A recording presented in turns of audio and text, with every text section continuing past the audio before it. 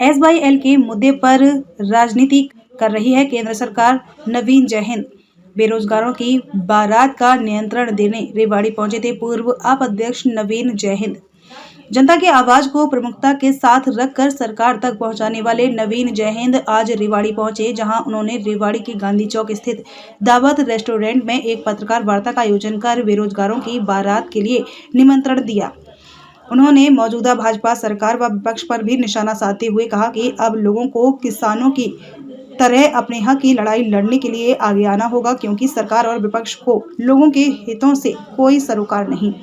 नवीन जयहिंद ने बताया कि SYL का मुद्दा केंद्र सरकार का मुद्दा है और इस मामले पर सरकारें राजनीति कर रही हैं।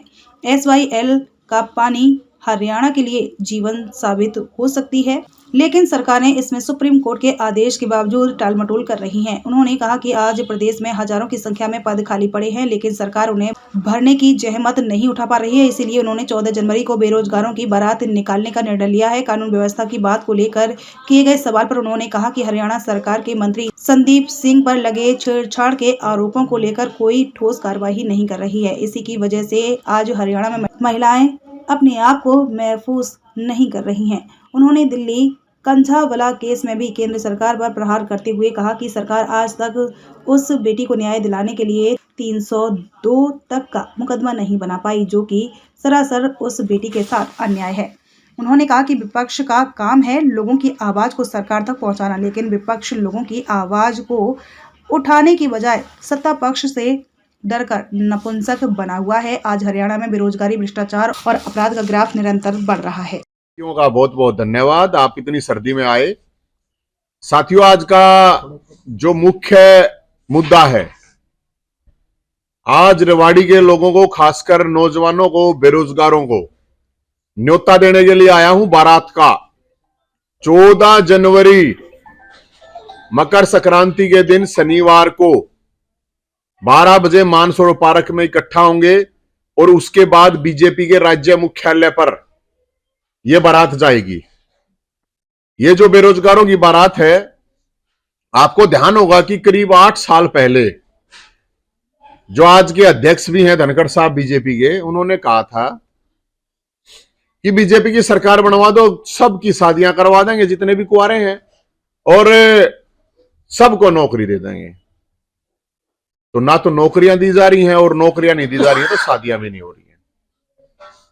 तो इसके लिए हम ये बारात निकाल रहे हैं। हरियाणा के अंदर 5 लाख वैकेंसी खाली हैं, अभी भी 20 लाख बच्चे बेरोजगार हैं। लेकिन बेशर्मी की हद तो ये है कि मुख्यमंत्री साहब मान ही नहीं रहे इस बात को। अभी भी ये कह रहे हैं कि 6 लाख हैं। अगर मुख्यमंत्री जी की भी बात मान ले 6 लाख है तो 6 लाख को दे दो जॉब।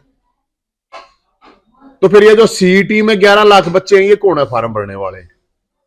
ये तो मेरे ख्याल में वैसे ही फ्री में सरकार को पैसे दे रहे हैं फिर फार्म भर के। तो ये बारात है और ये बारात का प्रोग्राम है। इसमें बाती हैं गूंगा विपक्ष, जो बाती हैं वो भूमिका निभाएंगे गूंगा विपक्ष। लंच है इसमें सरकार के झूठे आश्वासन, बारात चढ़ाई 12 बजे, फेरे जो है वो सीएम साहब की मर्जी है किस टाइम दिलवाएंगे।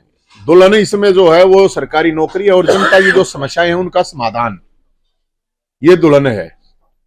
और इसके बाद फिर इसमें जैसे बच्चा कह रहा है कि हमारे बेरोजगार चाचू की शादी में सरकार को जलील करने के लिए जलूल जलूल आना, और इसमें दहेज नहीं लेंगे, ये मानतान है सारी। इसमें दहेज का कहीं कोई जिक्र नहीं है और ना इसमें दहेज लेंगे। इसमें है सीईटी, क्वालिफाई नेचर के लिए मांग रहे हैं लोग। बार बार सड़कों पे उतर रहे हैं स्टूडेंट, सीईटी क्वालिफाई सरकार मना कर रही है। एचटेट आजीवन की मांग रहे हैं लेकिन सरकार मना कर रही है। पहले इन्होंने कहा था कि करेंगे लेकिन नहीं कर रहे हैं। भर्ती कैलेंडर की बात है क्योंकि 3-3 साल 5-5 6-6 साल तक भर्तियां अटकी पड़ी हैं, भर्ती नहीं करते ये लोग। तो खेल कोटा, ईपीपीजी कोटा और हरियाणा की नौकरियों पर हरियाणवी का हक होना चाहिए। ये जो पीजीआई में जो झगड़ा हुआ था वो उसी बात पे हुआ। फिर इसमें बुजुर्गों के लिए है 5 लाख बुजुर्गों की जो पीपीपी फैमिली आईडी के नाम पे जो पेंशन काटी गई थी, जो गड़बड़ियां की गई थी, उनकी भी बात इसमें उठाई जाएगी, क्योंकि बारात है तो बुजुर्ग भी जाएंगे उसमें, जवान जवान अकेले नहीं होंगे, बुजुर्ग भी होंगे उसमें। कर्मचारियों के लिए भी है, पुरानी पेंशन, कच्चे कर्मचारी पक्का, ये सारी चीजें जो लोगों ने मेरे को बताया है कि हमारे ये मुद्दे हैं, ये भी आप लोग उठाओ। सबके मुद्दे ले रखे हैं इसमें, सारे मुद्दे इकट्ठे करके वहां पे ये बारात होगी। उसके बाद फिर सारे मुद्दों के लिए अलग अलग से भी प्रोग्राम किए जाएंगे सरकार के खिलाफ। अभी जब मैं जेल में गया था, सरकार ने, आप लोगों को पता है कि मेरे ऊपर इतनी धाराएं लगा दी, पिछले 4 केस भी खोल दिए। और बड़ी इंटरेस्टिंग बात यह है कि मेरी जितनी भी मामले थे उनमें सिर्फ 2 साल तक की सजा का मामला था, तो मेरे को जेल में डाल दिया, कोई बात नहीं। पुराने मुकदमे खोल दिए, कोई बात नहीं। तो वहां जब मैं गया, पुलिस वाले लेके गए, हरियाणा पुलिस वाले, तो ये बोले कि हमारी भी मांग है भाई साहब, एक समस्या है। मैं कहा भाई बताओ। तो उसमें हरियाणा पुलिस की जो पंजाब के समान वेतन की बात थी, जेल में गए तो जेल कर्मियों की भी ये मांग थी। फिर कैदियों के पास गए तो कैदियों के, मैं आपको बताऊं, 70% लोग वहां पे निर्दोष ही पड़े हैं। और उनकी छोटी ही मांग थी कि कोरोना काल में उनकी सजा नहीं जोड़ी गई, बाहर निकाल दिए गए, दूसरे स्टेटों ने जोड़ दी।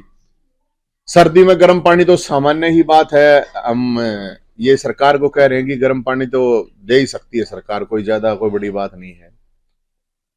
तो साथियों, ये सारी चीजें थी। अब मैं एक चीज बताता हूं आपको,